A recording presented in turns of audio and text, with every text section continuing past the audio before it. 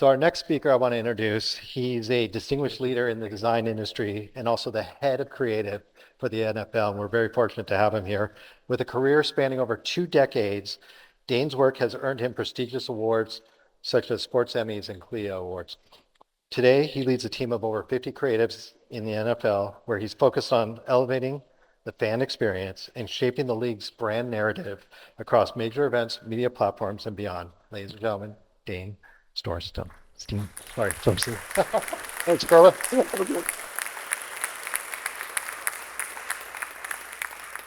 I'm going to take, so we said about half students in here, half industry. Students, raise your hand. Okay, awesome. So I have a little bit of a talk tonight for students specifically. I think it's just a little bit of a journey conversation.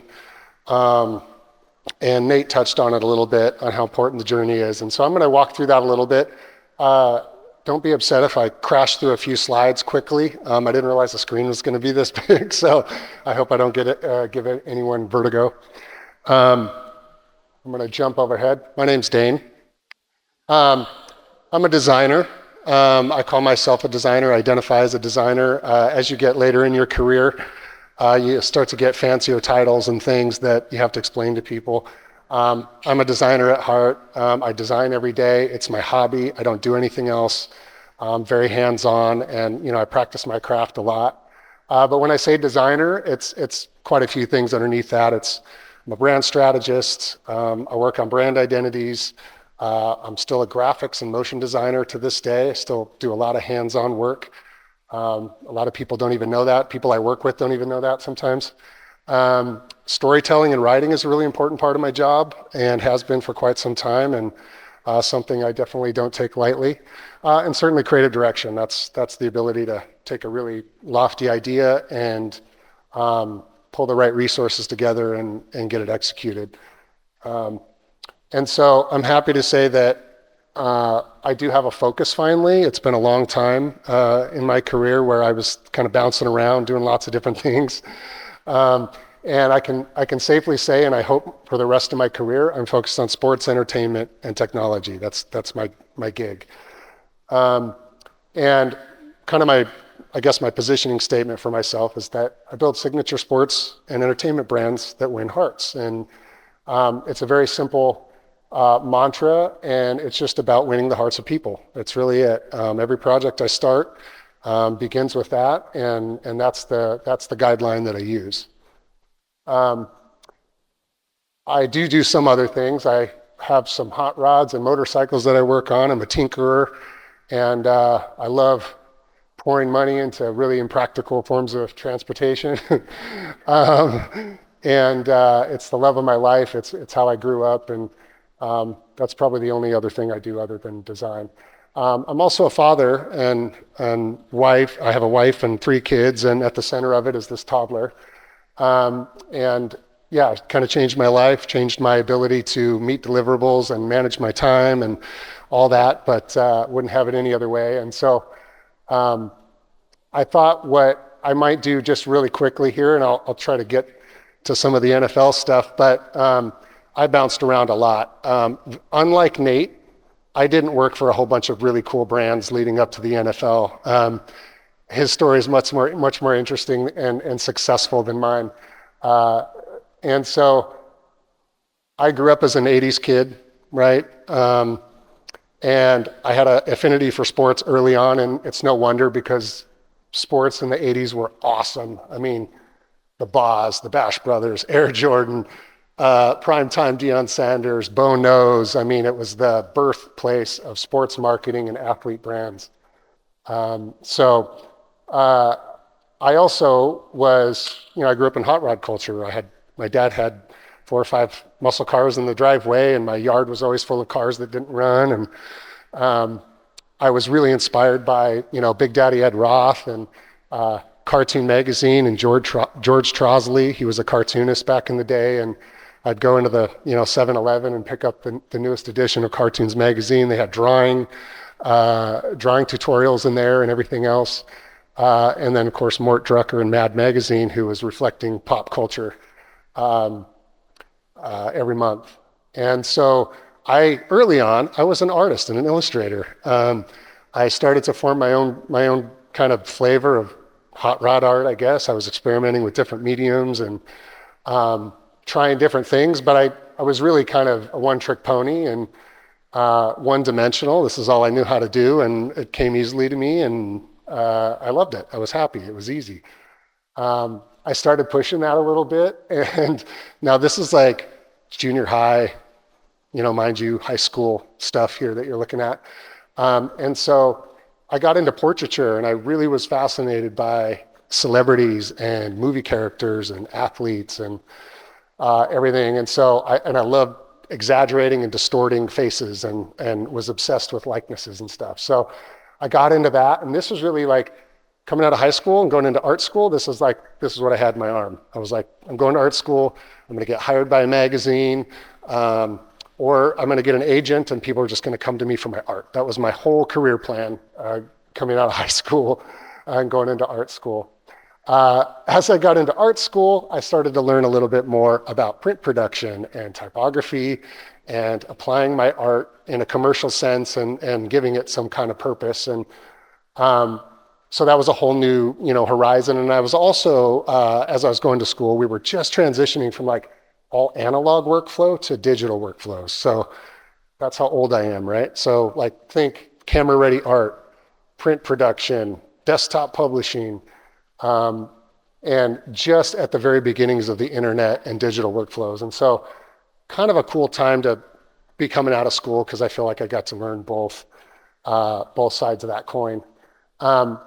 After a while doing a bunch of freelance work and making zero money, I decided I had to get a real job. And this was the dot-com boom. So there were startups popping up everywhere, right? And jobs are actually pretty easy to get. And I fell kind of ass backwards into this job with the military. It was a government contract, and it was an online training company that built like courseware for the internet, right? We take this for granted today, but this was a brand new thing back then. And it was to help take boring static classroom training and turn it into really engaging interactive stuff for soldiers who were in Russia and stationed all over the globe. And so very quickly I had to start learning things like animation and instructional design and 3D, learn how to make simulations and things on how to, disassemble a rocket launcher or, and I'm not kidding, like how you disassemble a rocket launcher, how do you fire a howitzer cannon, these kinds of things. And I had to go capture this stuff with the first DLSR ever, the Nikon D1. I was like 20 grand, right? Of course, the military's like, go get it, like whatever, And so I was working hand in hand. I worked on actually a base with, military personnel and a corporate company. And eventually that environment got really toxic, obviously, but I learned a ton of skills here. I was doing photography, I was doing instructional design, I was learning how to make intuitive, interactive media, really, online, which was kind of cool. And it led me to my next job. That's really bright.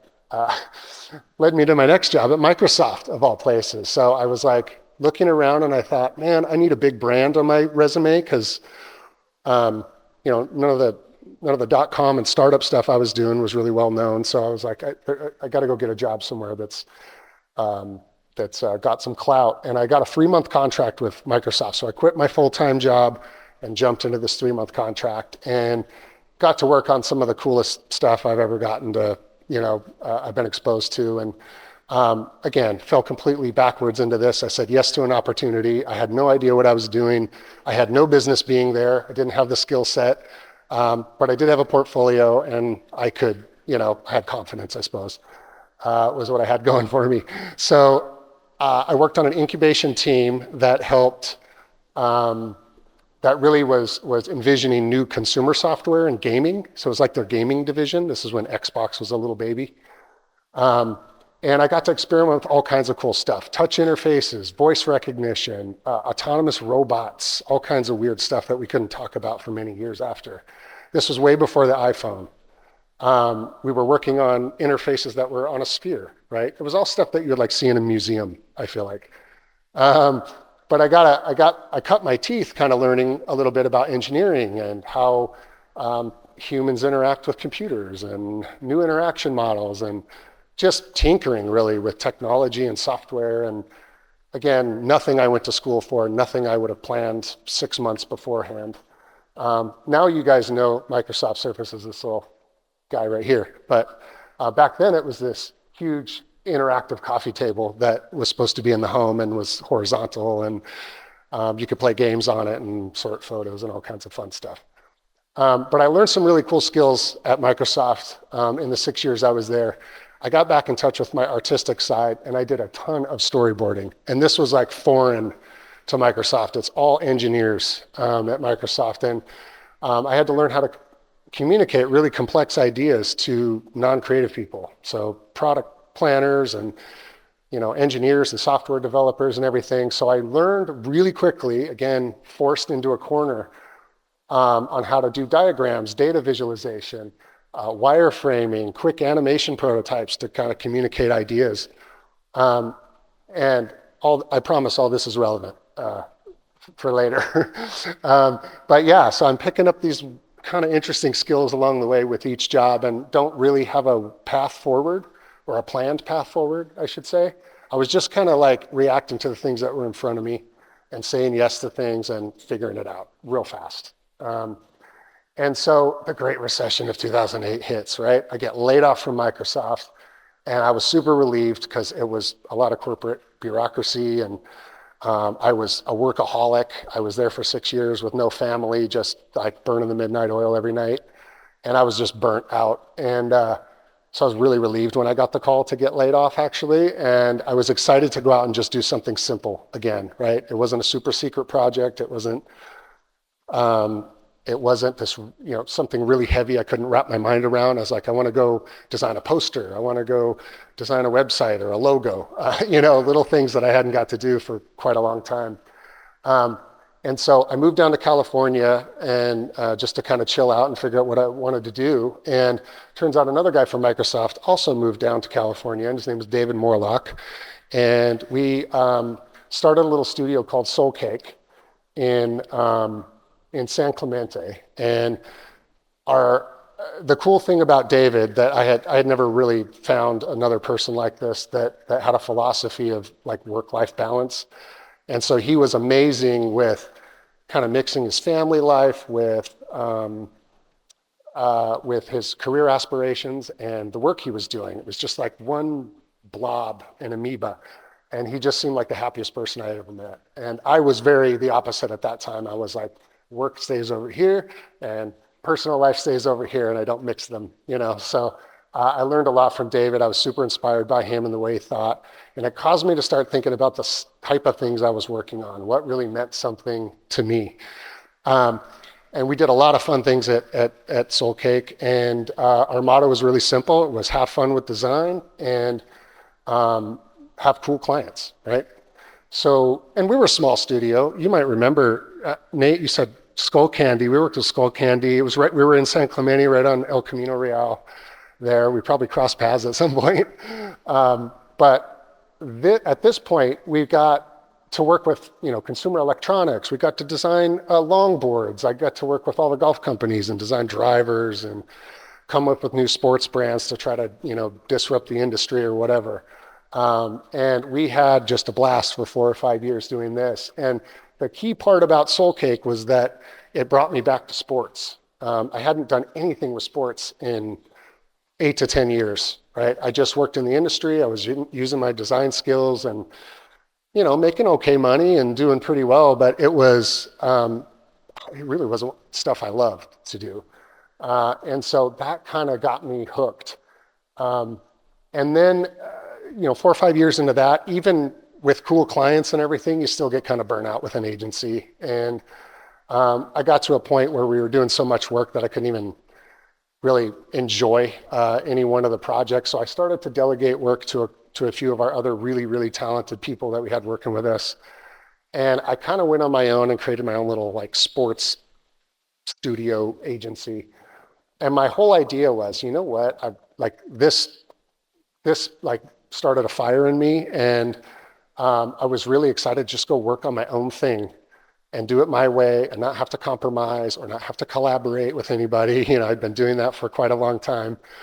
And I didn't really know what to expect from it. I thought, can I actually like just go create a studio and focus only on sports? That seems really limiting. If you talk to anybody, they were like, you're missing out on a ton of opportunity, right? And I was like, yeah, but it feels good right now. I have the means to do it. So I went out and started Gridiron Labs. And really the project that got it started for me was I designed a football helmet of the future. And this was a me project. It was a passion project. I didn't expect anything from it. There was no return on investment. I put a bunch of my own money into this thing. I didn't have a plan for what it would do or why I was going to do it or what the outcome was going to be. And I had more fun doing this than like almost anything I'd done up to that point. And so the whole point of this was like 2015 or so. I said, well, what's a pro football helmet going to look like in 2030? And I cringe a little bit looking at this now, but I learned 3D. I got in and I did all my own sketching. I did all my own engineering with this. I did research on safety. I did research on manufacturing processes. So this thing had legs and was believable and realistic. And then I built this really, really kind of sexy case study for it and posted it online, right? Started my little Gridiron Labs, like social account and everything, and posted this out there, and it got a ton of response.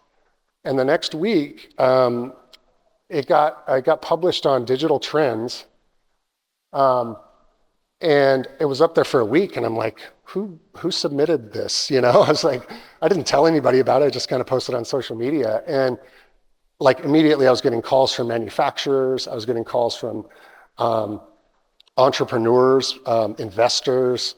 High school students were like emailing me going, hey, like, can I order your helmet in blue in a small or whatever? I was like, yeah, I have one prototype of this helmet, right? It doesn't actually exist.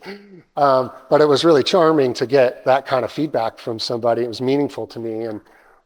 And to this day, I still get emails on this thing. It's crazy. And so that kind of kicked off Gridiron Labs for me. That was enough to where for the first time I was kind of almost a little bit of a thought leader in a space, which I hadn't really thought about too much before. And it was all by accident. I didn't plan to do that. It was just something I was passionate in. And sports tends to be an easy thing for people to respond to and connect with, right? But it opened up all these opportunities for me. I won Clio awards.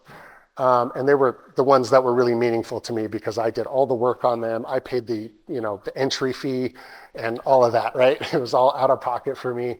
So those two awards are probably the most important to me. I was designing applications that were kind of sports service related. I was doing rebrands for hockey teams. I was working on mountain bike brands, staying kind of within the sports realm. I kind of let the football thing like open up a little bit.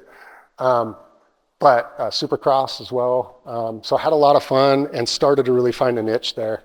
And then again, the itch of the NFL and football was coming back, and I was like, well, I'm going to go redesign all these brands, and not redesign them, but create like alternate versions of their marks and things. And so I just had really fun creating all these random series, and I had this channel now that I had to keep putting content on because there were sports fans watching and people in sports design kind of waiting for the next thing because of that stupid helmet, right? And so I kept doing, these things and just playing. It was all like by my rules. I didn't care what anybody thought of it, honestly. And it got to a point where like there was a certain expectation about the quality of things. And I would put things out sometime a little too quick and a little too early, and it would just bomb. Sports fans would jump all over me and just roast me, right? So I learned a lot about sports fans during this time and what really counts with sports fans, and that would be important later on, obviously.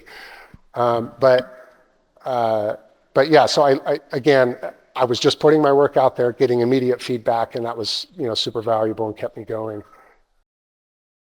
Another passion project came up for me, and again, pointless. Didn't have a plan for this, and didn't Didn't sort of imagine like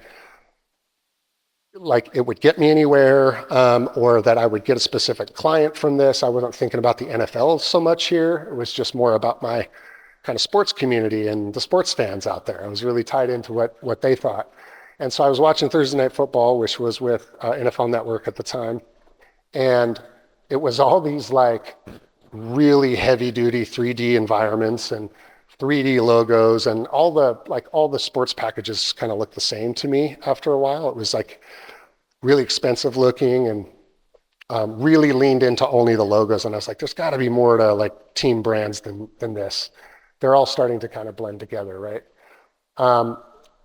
At the very same time, I was watching the BBC series Planet Earth. You guys ever watched that, right? It's like phantom camera, 1,000 frames per second, beautiful cinematography. And I watched that whole series from beginning to end, at least the first one. And that kind of inspired me to think about like, well, what if the NFL did something like that, right? What if the NFL started to depict its teams in using just cinematography and bring those nicknames and those mascots to life? And so I kind of did this image just as a quick test, and of course I put it out on my channel, and people are like, what? Like, what about the Steelers? What are you going to do for the Steelers? What are you going to do for the Chargers? And already just the pressure just went up to like continue this thing. So I started working on it. I was going to do some test shoots and stuff like that, but I thought, well, I'm going to start with some style frames and see if I can actually make this go to the 32 teams. And I won't show them all here, but so I started working on these, and the idea of this is it would be an open for Thursday Night Football, and it would show the matchups, and we would not rely on the logos, right? At the very most, we would end up with like a word mark or something like that. But my goal and my constraint was not to use the actual team logos as a foreground, primary element. And so this was so much fun. And then after I did each one, I would start by doing a single team, kind of in 4 frames like this, and I would share it and kind of get feedback from fans. And fans had all these crazy, amazing ideas about how the rest of this could kind of play out. And they started just like getting creative about it. And I thought that was a really interesting interaction I probably never would have otherwise gotten. And so I started doing this for, a variety of the teams. You're going to see some outdated logos because they change every year. So, don't worry about that. But, the Jets, they never actually show a jet. It's kind of amazing how you could be a football franchise for 50 plus years and never use an actual jet. But so I thought, how would this kind of work? And I storyboarded this kind of beyond these frames, but maybe someday I'll get to make them. What does the actual Norseman for the Vikings look like, right? He's a person, he's a guy, he has a name, right? Something like that. And so what are the other elements? The axe, the ship and all this. And if you ask the teams, they kind of do go down this route when they do their own in-market promotions and things like that. But I thought, why can't we do that at a more league level, right? And just a couple of others here, random. But anyways, you could see how this can, translate to all 32 teams and such. So this was a concept for Thursday Night Football. I thought it ended there. I posted my last one and never thought about it again. And then lo and behold, the NFL comes a-knocking, right? And it wasn't like they contacted me, but they were aware of it. And I had a friend of a friend who I was thinking like cease and desist letter. That was the first thing I thought, right? But they had a friend of a friend introduced me to somebody and said, hey, I got a friend that knows a creative director at the NFL. And I thought, oh, cool, go meet this person. And I did, and it was like a screening, And he was a really cool guy and everything. He said, yeah, I like your work. I'll send it over to the creative director. And I was like, cool, man, like no pressure. I was like, I left that meeting and didn't think too, thoughts about it. And a week later, a creative director calls me from the NFL and says, hey, you want to meet and let's go have lunch or whatever. So I was like, wow, that was fast. And again, my expectations were really small. I was like, maybe I'll get a freelance project or something like that. That'd be kind of neat. And he sat down, he goes, well, we need somebody to run our content creative division. And at the time it was like maybe 10 or 12 designers, something like that. He's like, my role has become more complicated and I need some help. and I can't run both product and content. Would you be interested in working full time? And so I was like, I swore I wouldn't ever work full time again, right? Because of the whole Microsoft 2008 thing. And I was like, okay, this is the one exception. Like, I'll do this. But I didn't have any idea of what I would actually be doing there. So he asked me straight out, he goes, well, what would you do here? And I was like, I didn't have an answer ready. I was not prepared for that question. And so I went back and created a proposal and gave them a proposal, and they ended up hiring me for this, right? And so I kind of wrote my own job description, and I spent a lot of time initially kind of working in digital media, and which was great. I did that for like a year, but it was very like content out of a fire hose for 365 days, and it was very demanding and quick turn. Like you'd make something and it was gone in 2 hours, and started to pretty quickly not be super meaningful to me because I felt like I had this like channel of sports fans and sports designers that I was trying to like feed and keep nourished. So I started kind of like reaching out to people, seeing projects that were going on at NFL Films, and the New York team was off doing rebrands for teams. When they came up, we have Super Bowls and drafts and things like that. So I just kind of raised my hand and tried to get involved in as many other things as I possibly could. And it worked. Everybody was really open-minded and allowed me to come in and collaborate with them. And my experience would be totally different at the NFL. I've been there 7 years now.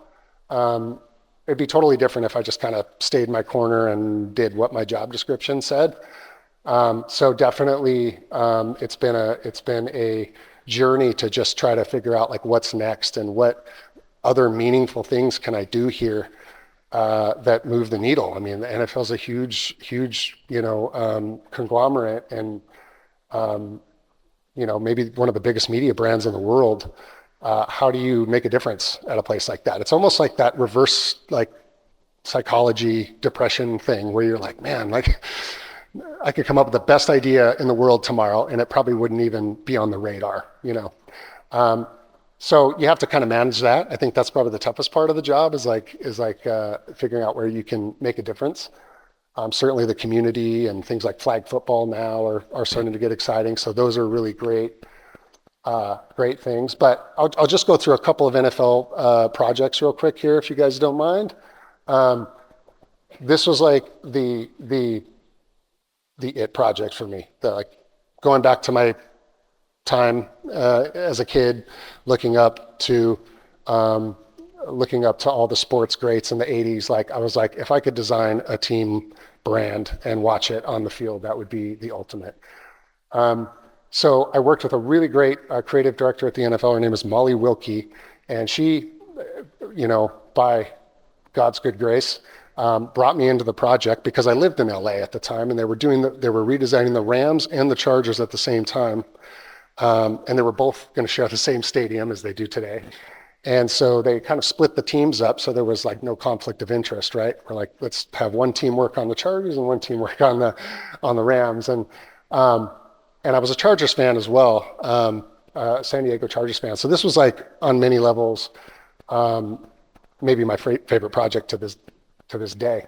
But the idea was, I think the process that we went through with the Chargers was, you want to do something new. You move to a city and you want to try to reinvent yourself, right? There's lots of things going on outside of just the team brand. There's ownership, there's, the market's changing. LA's just getting new football teams, lots of noise, So I think, that the gut was to go change everything.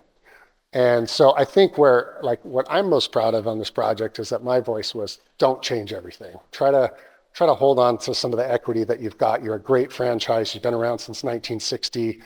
You're actually originated in LA and coming back to LA. And you don't need to change everything. You want to keep that bolt, and let's simplify it. Let's maybe change the word mark a little bit and update some things, but winning will solve the problem, right? Ultimately.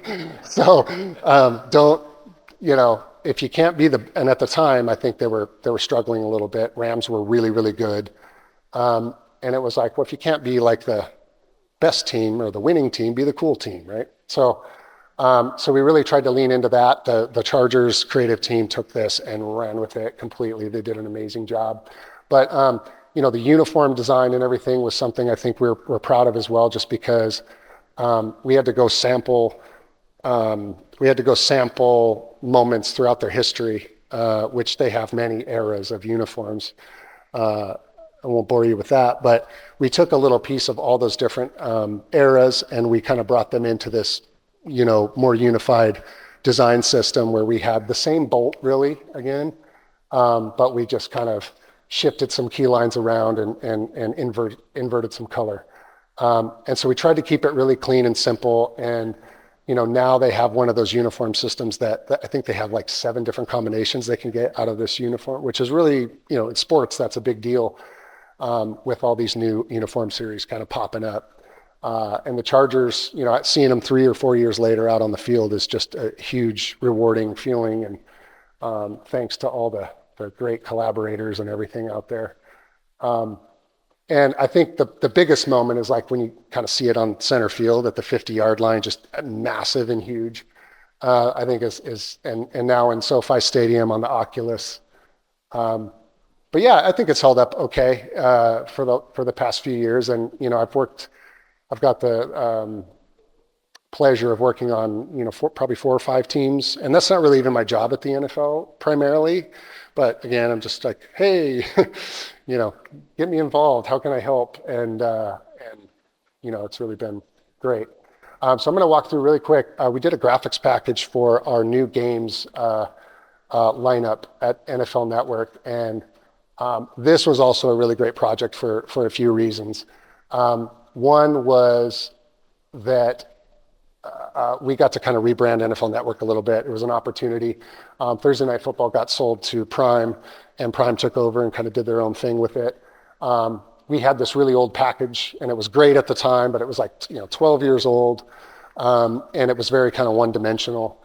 And again, if you start putting it in the lineup of all the other packages, it doesn't really stand out. It looks like it's just kind of blending in a bit. So we really wanted to do something that was a little more exciting and youthful and maybe more authentic to the NFL brand.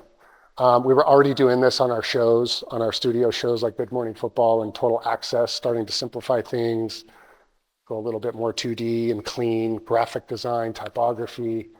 Game Day Morning, again, same thing, right? Being a little more intentional about how we use like 3D environments and stuff, and focus on the players, get out of the way, and let the most valuable thing speak. We even looked at teams, right? Thinking through how the fact that you didn't even have to show a full team logo for fans to get it, right? You could show this little piece and corner of a logo and fans like understand what that is. It's like how powerful all the 32 brands are. And so we played with this to kind of start buying ourselves some open space and some breathing room, right? Because it's a very chaotic environment out there. It's very saturated. The next thing we had to do was kind of design a badge that lines up with all the primetime football properties like Monday Night Football, Sunday Night Football, Thursday night. The cool part is since we're the NFL, we get to lean into the actual shape of the shield. We don't have to just put a logo down in the corner. And so we kind of combine the shield with the screen element and our NFL Network tree ad, which has kind of a deep meaning behind it. And we built our new games badge. And this new games badge was interesting because it had to do a whole bunch of things. We have all these different events we do, like a holiday, a Christmas game, a Saturday triple header, a London game, a Germany game. So this thing had to kind of hold a variety of different events. And so we wanted this logo mark that could kind of expand and respond and tighten back up very quickly and easily in the modern media landscape. And we took that brand and kind of kept pushing it and trying different things with it. And we're still using it today, obviously, but started to get into the package design, like what's the actual open start to feel like here, and what are some of the ownable brand elements that we can stand out with. And so, the first thing was teams and players are kind of the heroes. So we wanted to put team, brands, and players front and center. We didn't want to come out and build some NFL Network specific brand that we had to kind of explain to people, and that would include these kinds of things. So lots more studio shots of players with helmets off, and just a little warmer, I guess. Again, lots of white space, typography, subtle 2D, 3D, symbiotic relationship there. Just kind of go through some frames here.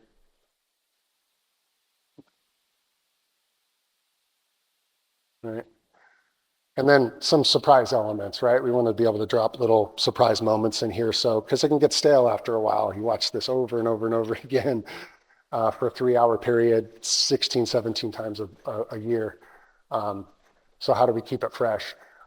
Emphasize location and geography, right? We've got to make room for these events and all the different aspects of it. And you've got these beautiful locators, and of course we have our branding for the individual international games that we have to pull in and share the stage with. And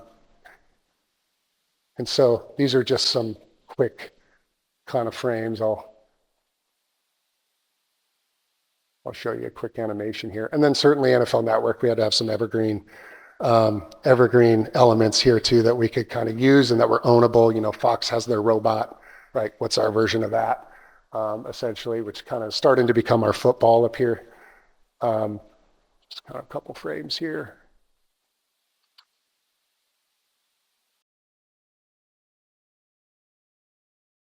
Insert package. So this is bringing all, like, everything I've ever learned about design all into one project. Sound design, UI design, motion graphics, photography, you name it. The score bug, the thing you see at every single game, like all game long, you know, that has to be designed and programmed and do a billion different things during the life of a game. All the stat cards and things that come up, it's intense. It takes us about 6 months to build something like this. And we had a great partner in Too Fresh TV, kind of helped us like put the touches on this and helped us bring it to life a little bit. It was a great collaboration with them. And so that's kind of what the package looked like. I'm going to play you just a quick kind of animation sequence that shows you kind of the motion, language, and feel of the package here. Okay. I hope it's not too quick, but you can kind of see the flavor here. I purposely didn't put sound up here just because it's a little bit annoying for that one. But yeah, you can kind of see how it all ties together. The stage element from the logo mark shows up as a character. Really deep player interstitials, so they don't get boring and old over the period of like 5 years. So surprise moments.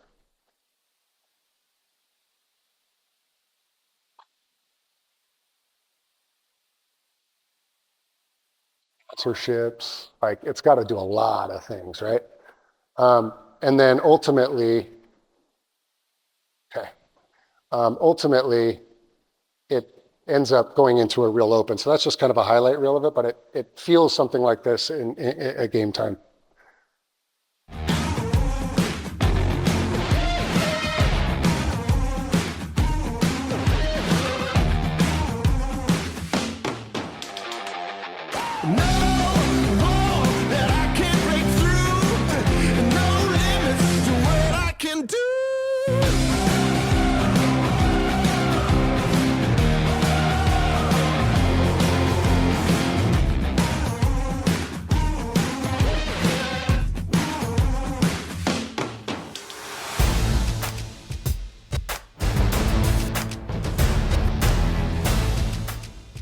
And then you go into the game broadcast. So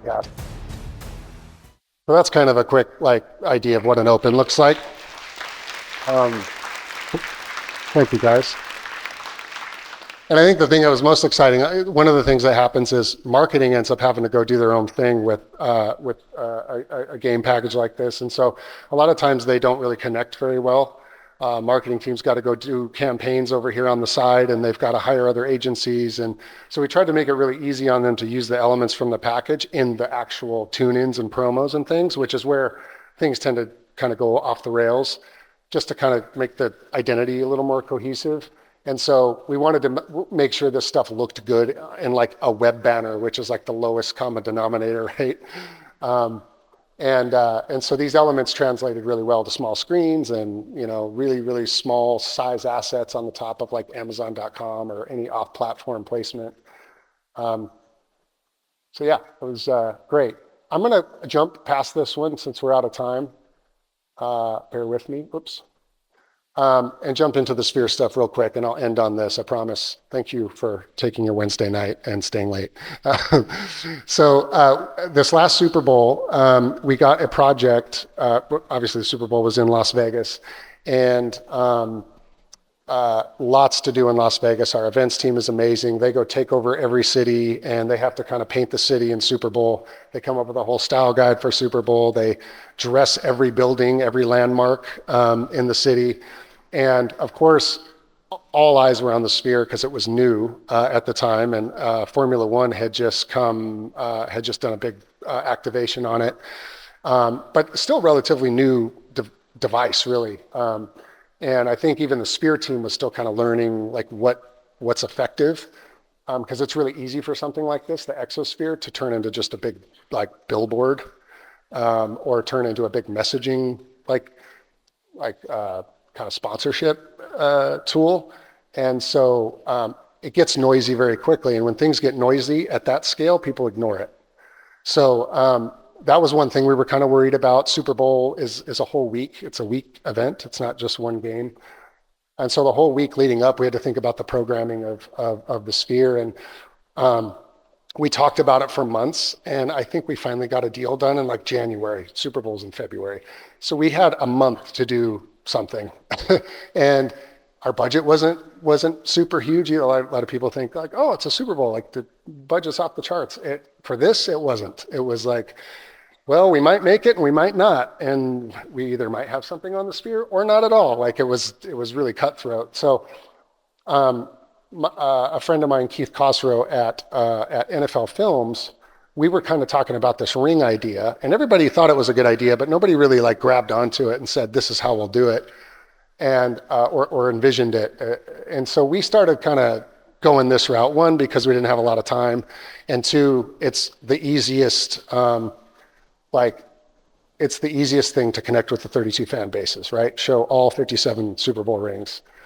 And so we tried all these different ways of showing the rings on, and they all just kind of fell flat. We were overthinking it. And finally, kind of last minute, I think when we were starting to be in jeopardy of not getting some of these things done, I had the folks at Films go shoot all 57 Super Bowl rings from 8 angles. And they did the shoot in like 2 days, sent us all the media overnight. My team and I was working on this too. I was stitching images together myself. I did a quick test, and I pulled these photographs together, stitched them, pulled all the distortion out of them, and wrapped them onto a 3D globe, and started playing with size and distortion and all the things that made it feel real, because it's very easy on a Sphere to have things start to stretch when you get near the poles, or it just looks fake, and people, like, you lose interest really quick. There's no leniency here. Like, if it looks kind of fake, people ignore it. It's not a viral thing all of a sudden. So we had to work really, really hard at, honing in on all the details of all the rings. Like if you look at all 57 rings, they start to get, they're very simple in the beginning, and they start to get really crazy towards the end, or towards the modern time. And so we wanted to capture all those things because fans know this stuff. Like fans are aware of what their Super Bowl ring looks like to a T, and they know every detail on it. And we had to make sure that kind of held up and it didn't look like degraded. And so I'm sorry for the artifacting here, but this is a real video. This is a real video of the different rings, just showing Kansas City and San Francisco. And you can kind of see like, there's a little bit of distortion there, but they held up really well, actually. We didn't have to overthink it or do a lot of extra correction. We just had to really work on the distortion, learn where to cut it off. And the idea was that we just wanted something really, really simple that turned slowly. It didn't have information flashing all over the place, and it just It was like a stoic moment. And all 32 fan bases could kind of sit there and wait for their like ring to come up. And it did really well in that regard. And again, like these are real photographs, unfiltered photographs of this that were shared online from fans. Like, so it held up really well. You can see the anatomy of it is kind of on point, and it just looked like this huge display case in the middle of the city, and was quite a scene.